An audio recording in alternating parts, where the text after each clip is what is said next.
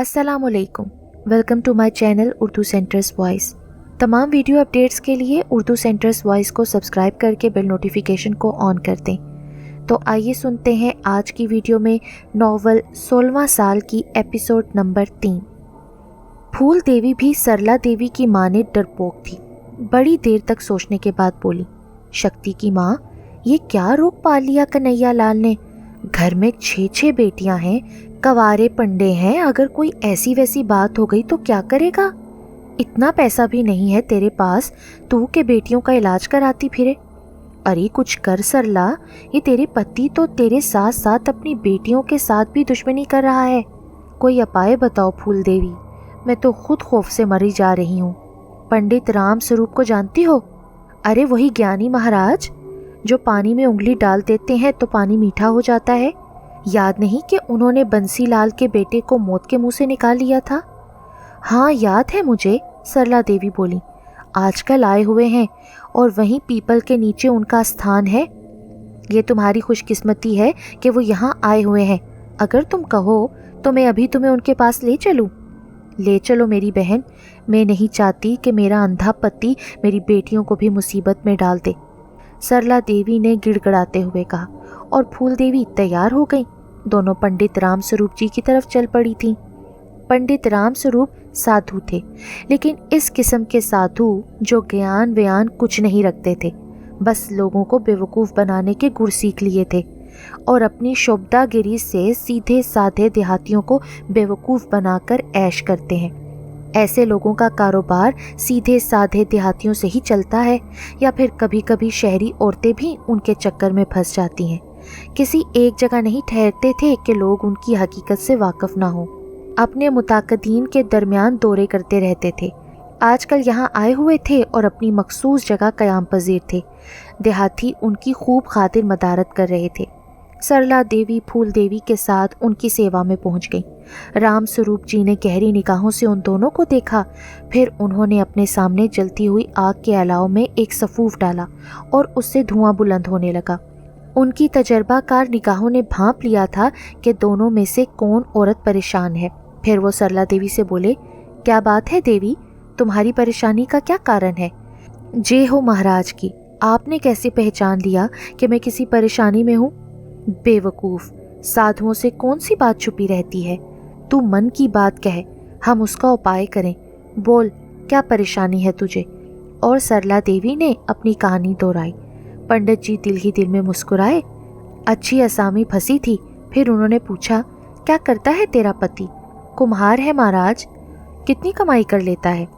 पहले तो बड़ी परेशानी थी महाराज, मगर अब कुछ रोज से 40-50 रुपए रोज ला रहा है।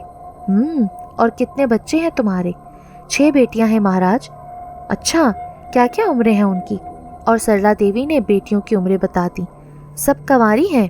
हाँ महाराज, इतना पैसा ही नहीं जुड़ा कभी कि उनकी शादियों के बारे में सोचूं। मेरा पति तो अंधा है, एक और ले आया मेरे सर पर, सरला देवी मजलूमियत से बोली। और पंडित जी गर्दन हिलाने लगे। सरला देवी से हासिल शुदा मालूमात के तहत उसकी कम से कम 3 बेटियां जवान थी और जवानी पंडित जी की भी कमज़ोरी थी। उसी बस्ती की 3 लड़कियां उनसे अपना इलाज करा चुकी थीं। ये दूसरी बात है कि पंडित जी के इलाज की चुभन अभी तक उनके दिलों में मौजूद थी और वो अपनी इस चुभन को दुनिया से छुपाए बैठी थीं। उनमें बंसीलाल की बहू धनवती भी थी। पंडित जी के इलाज के बाद उनके यहाँ बेटा पैदा हो गया था, लेकिन उसके बाद वो मुस्तकिल मरीज़ा बन गई थी। उसे उस बेटे से नफ़रत थी, शदीद नफ़रत, क्योंकि वो उसके पति राम जग की औलाद नहीं थी और उसके चेहरे के नकूश भी पंडित राम स्वरूप से मिलते जुलते थे। दूसरी दोनों लड़कियां भी पंडित जी का शिकार हो चुकी थीं और अब उनकी आंखों में 3 और जवान लड़कियों का तस्वुर उभरा था। तू चिंता मत कर देवी, हम तेरी सारी परेशानियां दूर कर देंगे। हाँ, तुझे हमारा साथ देना होगा। मैं मन से तैयार हूँ महाराज, क्या करना होगा मुझे? तेरा पति उस लड़की को बहुत चाहता है ना? हाँ महाराज। पागल, ये भूल गया है कि इस तरह वो अपनी बेटियों के हक में कांटे बो रहा है। कंवारी लड़कियां हैं, किसी भूत का साया उनके करीब तक नहीं भटकना चाहिए। मगर कन्हैया लाल, खैर कोई बात नहीं है, मैं तेरी पूरी मदद करूंगा देवी। ये बता तू ये सारे काम अपने पति से छुपा कर लेगी ना? हाँ महाराज, अगर उसे पता चल गया तो घर से ही निकाल देगा, मुझे मार पीट कर। हालांकि वो बुरा आदमी नहीं है, पर क्या करूं, मेरी बात नहीं मानता। ठीक है, कोई चिंता मत कर। हाँ, एक बात अच्छी तरह जान ले, इस काम में काफ़ी समय लगेगा। मुझे कोई एतराज़ नहीं महाराज, मुझे बताइए मैं क्या करूं? कुछ नहीं, तो मुझे ये बता, तेरा पति किस समय वापस आता है? शाम को। तेरी बेटियां तेरी बात मानती हैं? नहीं मानती महाराज, यही तो सारी मुसीबत है। इसका मतलब है हमें काफ़ी परेशानी उठानी पड़ेगी, लेकिन कोई बात नहीं है, हम आज ही दोपहर को तेरे घर का एक चक्कर लगाएंगे। पर तू ये जाहिर मत करना कि तू हमें जानती है, बस हमें बुलाना। आज दोपहर का भोजन हम तेरे घर ही करेंगे। तू एक एक करके अपनी सारी लड़कियों को हमारे सामने ले आना, और आखिर में उस लड़की को भी। जी महाराज। उसके बाद हम तुझे दूसरी बात बताएंगे। कल दिन में उस वक्त तू हमारे पास आ जाना। पंडित रामस्वरूप ने कहा, और फिर सरला देवी ने गर्दन हिला दी। पंडित रामस्वरूप ने उसे थोड़ी सी मिट्टी उठाकर दी और फिर कहा, ले इसे पल्लू में बांध ले, और इस मिट्टी को अपने घर के चारों कोनों में बखेर देना। सरला देवी ने अकीदत से वो मिट्टी अपनी ओढ़नी के पल्लू से बांध ली, और फिर रामस्वरूप की इजाज़त से वहाँ से अपनी सखी के साथ वापस चली आई। उसे किसी कदर सुकून महसूस हुआ था। घर पहुंची तो बेटियां हस्बे मामूल चंपा में उलझी हुई थीं। उसके बनाव सिंगार हो रहे थे, और वो उस भूतनी को उनके दरमियान बैठा देखकर बुरी तरह चल गई। नफरत की शदीद लहर उनके पूरे वजूद में फैल गई। उन्होंने हकारत से उस नन्ही बच्ची को देखा। पापन ने मेरे घर में ऐसा डेरा जमा लिया है कि सब ही को पागल करके रख दिया है।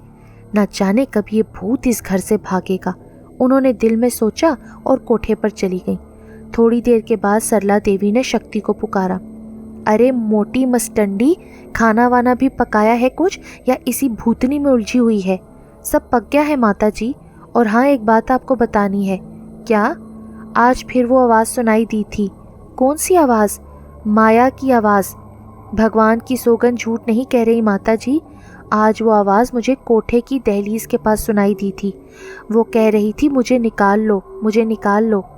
तो कहती रहे, हम कभी उसे ना निकाल पाएंगे। अपनी इस भूतनी को कहना कम से कम इस माया को ही निकाल दे, बड़ी कुव्वतों की मालिक है। कौन? चंपा? हाँ, और किसकी बात कर रही हूँ? माता जी, वो तो बड़ी प्यारी सी, बड़ी मासूम सी बच्ची है, उसके अंदर कोई कुव्वत कहाँ से आई? हाँ, तू भी मासूम और प्यारी है। शक्ति, देखो, तुम लोग मेरी बात मान लो, एक दिन तुम सबको सर पर हाथ रखकर रोना पड़ेगा। माता जी, एक बात बताएं, ये सर पर हाथ रखकर क्यों रोते हैं? शक्ति ने पूछा। मैं बताऊं तुझे? आ ठहर तो सही, मोटी हरामजादी मस्टंडी कहीं की। सरला देवी ने पलंग के पास पड़ी जूती उठाई, और शक्ति उछलकर हंसती हुई भाग गई। सरला देवी सर पकड़कर बैठ गई। फिर उन्हें ख्याल आया कि महाराज रामस्वरूप दोपहर का खाना यहीं खाएंगे। चुनाचे वो रसोई की तरफ चल पड़ी, कुछ और चीज़ें तैयार की। दोपहर गुजरी भी न थी कि दरवाजे से रामस्वरूप की आवाज़ सुनाई दी, बम बम भोलेनाथ। और सरला देवी चौंक पड़ी। रामस्वरूप जी की आवाज़ उन्होंने पहचान ली थी। दूसरे लम्हे उन्होंने शक्ति को आवाज़ दी, देखो तो शक्ति, दरवाजे पर कौन आया है? अरे माता जी, होगा कोई मस्टंडा फकीर। ये निकम्मे काम चोर ऐसे ही हराम की रोटियां तलाश करते फिरते हैं। शक्ति ने कहा, अरे तेरा सत्यानाश हथियारी पापन, देख तो सही जाकर, साधुओं के बारे में ऐसी बातें करती है, बिन मौत मरेगी। सरला देवी खुद ही उठकर दरवाजे की तरफ बढ़ गईं। रामस्वरूप बाहर खड़े मुस्कुरा रहे थे। सरला देवी उन्हें अंदर ले आई और एक पलंग पर उन्हें बिठा दिया। लड़कियां हैरत से अपनी माँ की शक्ल देख रही थीं। सरला देवी ने तो कभी किसी को एक पैसे की चीज़ भी नहीं दी थी, आज ये साधु पर न जाने क्यों कर्म हो रहा था। सरला देवी ने रामस्वरूप को बिठाने के बाद नरमी से पूछा, महाराज पहले भोजन लगा दूं? हाँ देवी, भूख लग रही है। सरला देवी रसोई की तरफ चल पड़ी। लड़कियां अपनी माँ की उस हैरत अंगेज तब्दीली पर हैरान थीं। बड़ी खातिर मदारत हो रही थी साधु महाराज की। सरला देवी खुद अपने हाथों से उसके लिए भोजन परोस रही थी। जब रामस्वरूप जी हलक तक भर चुके तो उन्होंने सरला देवी को दूसरा हुक्म दिया, सबसे पहले अपनी बड़ी बेटी को मेरे पास भेज दो। उससे कहना कि जो कुछ मैं कहूँ बस वही करे, और हाँ, इस दौरान मेरे सामने कोई दूसरा ना आए। जी महाराज, सरला देवी ने कहा और फिर वापस आकर शक्ति से बोली, पंडित जी महाराज बहुत ज्ञानी हैं, जाओ वो तुम्हें बुला रहे हैं, जो कुछ कहें वैसा ही करना, मैं ये सब कुछ तुम्हारे भले के लिए कर रही हूँ। ये मैं उनके पास जाकर क्या करूँगी माँ जी?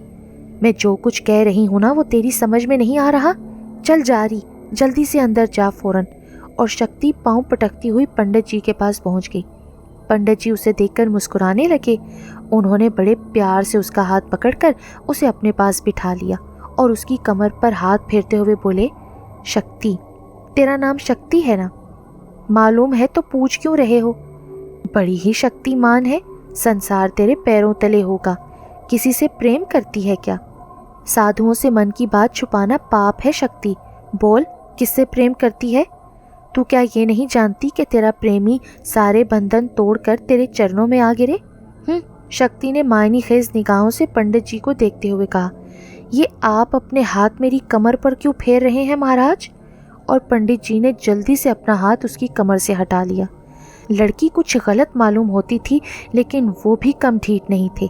चंद लम्हों के बाद बोले, तूने अपने प्रेमी का नाम नहीं बताया? माता जी से पूछकर आती हूँ। शक्ति उठने लगी। अरे नहीं नहीं, बड़ी शरीर लगती है तू, महलों में राज करने के लिए पैदा हुई है। चंद्रमा तेरी पेशानी पर उतरा हुआ है।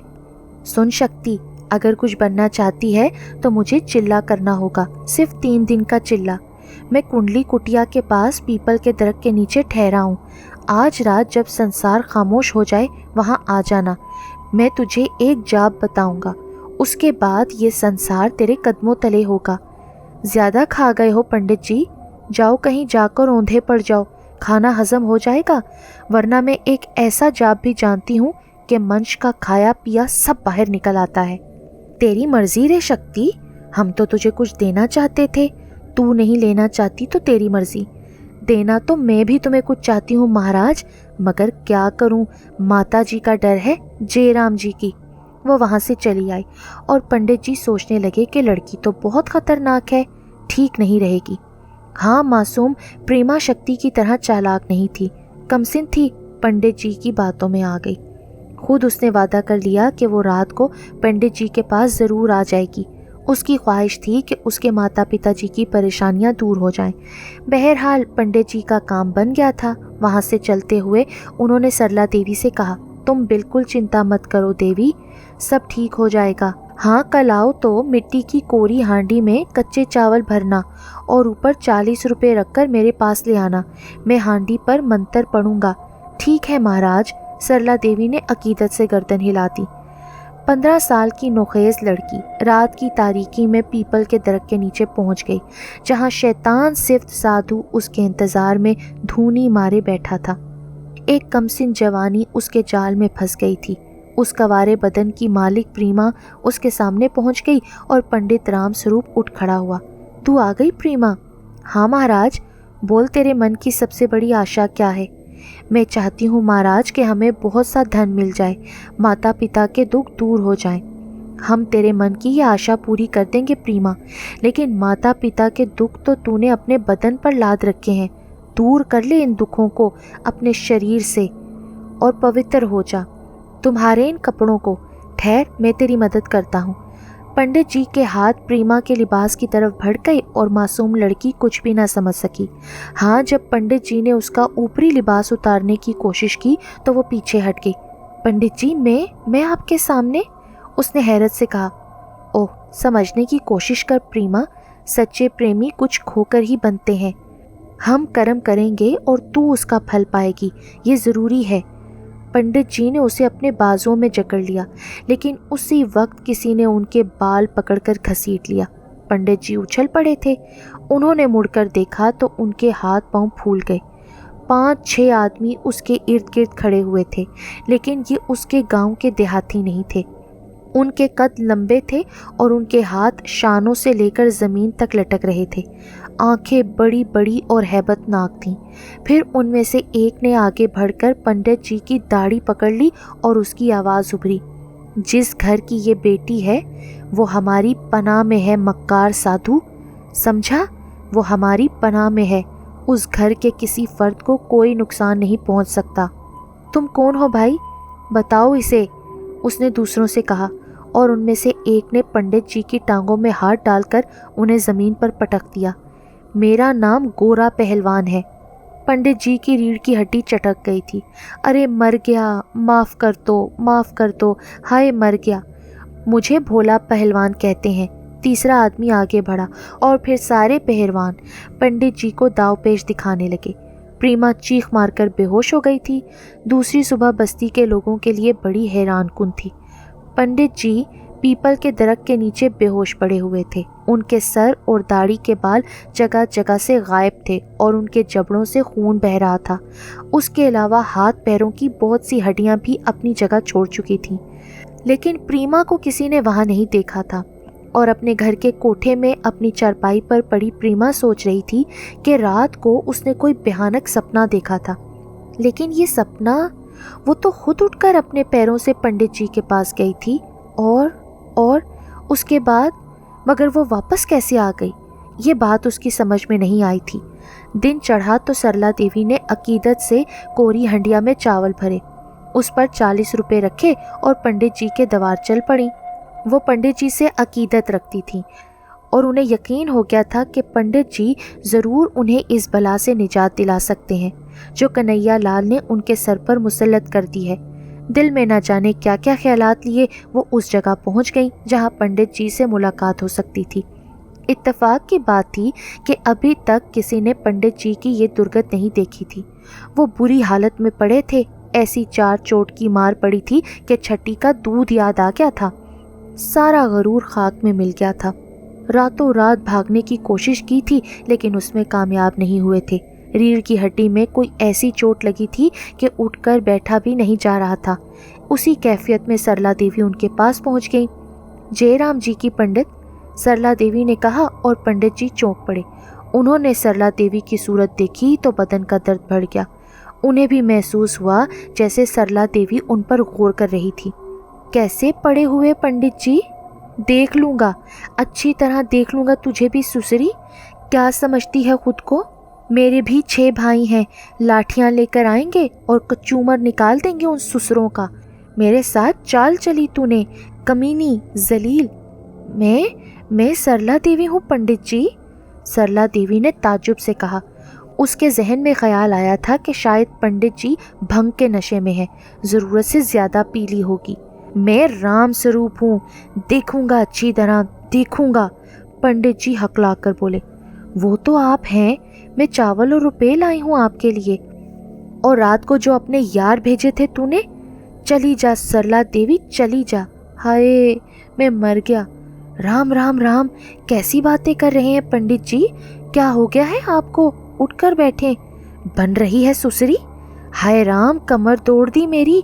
देख लूँगा, अच्छी तरह देख लूँगा। मैं जा रही हूँ, नशा उतर जाएगा तुम्हारा तो फिर आऊँगी। चिंता मत कर, बहुत जल्दी तेरा नशा भी उतर जाएगा। और वो सुसरी प्रीमा, जवानी संभाले नहीं संभाले जा रही, खुद ही तो मेरे पास आई थी, पीछे से अपने यार बुला लाई। कौन प्रीमा? तेरी बेटी। और कौन? कब आई थी वो? रात को। और कब? मैं कहता हूँ सरला चली जा यहाँ से। हाय कमर टूट गई है, वरना अभी तुझे बता देता। सरला देवी पंडित जी की बकवास पर सख्त हैरान थी। उनकी समझ में नहीं आ रहा था कि पंडित जी क्या बकवास कर रहे हैं। भला प्रीमा क्यों उनके पास आने लगी? दूर से 2 आदमी उधर आते नजर आए तो सरला देवी वहां से खिसक गई। पंडित जी के तो हवास दुरुस्त नहीं थे। उस वक्त तो वो दूसरों के सामने ऐसी ही बकवास करेंगे और लोग उनकी हरकतों से वाकिफ हो जाएंगे। अगर कन्हैया लाल को उनकी कोशिशों का पता लग गया तो वो मुसीबत खड़ी कर देगा। इस ख्याल के तहत वो वापस चल पड़ी, लेकिन पंडित जी की बातें उनके कानों में गूंज रही थीं। फिर उन्होंने सोचा कि प्रीमा से ही इस बारे में बात की जाए।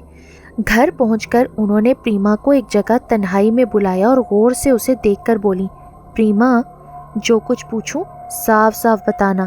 जी माता जी। रात को तू पंडित रामस्वरूप के पास गई थी? हाँ माता जी। क्यों गई थी? पंडित जी ने हुक्म दिया था, यही कि रात को जब सब सो जाएं तो मैं उनके पास पहुंच जाऊं। तुमने तो आज्ञा दी थी ना माता जी कि पंडित जी जैसे कहें वैसे करूं। फिर तू गई थी उनके पास? हाँ माता जी। क्या कहा उन्होंने तुझे? कहा कब था माता जी? कह रहे थे। क्या कह रहे थे मुर्दार? जल्दी बता। बस मेरे कपड़े उतार रहे थे कि वो आ गए। कौन? हरामजादी, कौन आ गए? लो, मैं क्या जानूं।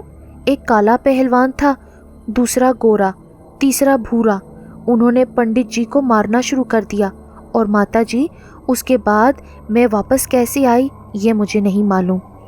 हाय राम, उस पापी ने तेरे शरीर को तो हाथ नहीं लगाया? किस पापी ने माता जी? अरे उसी राम स्वरूप ने, उसी हथियारे ने। ना जाने तुम्हें क्या हो गया है। कल तो वो बड़े मेहमान साधु थे और आज पापी हो गए। अरे मुझे क्या मालूम था कि वो ऐसा रंगा सयार है। सच सच बता दे बेटी, उसने तेरे शरीर को तो नहीं छुआ ना? अगर वो लोग ना पहुंच जाते तो ना जाने क्या करता, मगर तुमने ही तो कहा था ना माँ। अरे वो मेरी अक्ल पर तो पत्थर पड़ गए थे। हे भगवान, बचा लिया तूने, मुझे बचा लिया तूने। सरला देवी सर पकड़कर बैठ गई। उन्हें अपनी भूल का एहसास हो रहा था। फिर उन्होंने दोनों हाथ जोड़कर प्रीमा से कहा, प्रीमा, भगवान के लिए किसी को मत बताना, इस बारे में किसी को कुछ नहीं बताना, वरना मारी जाऊंगी। बोल, किसी को ये बात बताएगी तो नहीं ना? नहीं बताऊंगी माता जी, प्रीमा ने मासूमियत से कहा। और सरला देवी को कुछ सुकून हुआ। भगवान ने उसे बचा लिया था, वरना ना जाने क्या हो जाता। उन्होंने कान पकड़े कि आइंदा किसी साधु के चक्कर में नहीं पड़ेंगी। जिंदगी के शबो रोज़ यूं ही जा रहे थे। चंद दिन और खिसक गए। कन्हैया लाल का कारोबार बदस्तूर जारी था। पुरस्कार लोग उसके गाहक थे। वक्त पर आ जाते, माल खरीदते और रकम अदा कर देते। अब उन लोगों की हालत बेहतर होती जा रही थी। बेचारी सरला देवी पाई पाई जोड़ रही थी। सब कुछ था, लेकिन चंपा आज भी उनके लिए खौफ का बाइस थी। वो उससे मोहब्बत नहीं कर सकती थी।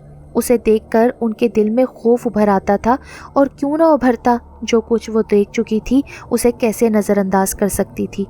ये दूसरी बात है कि उनके घर के दूसरे लोग उनकी किसी बात पर कान नहीं धरते थे।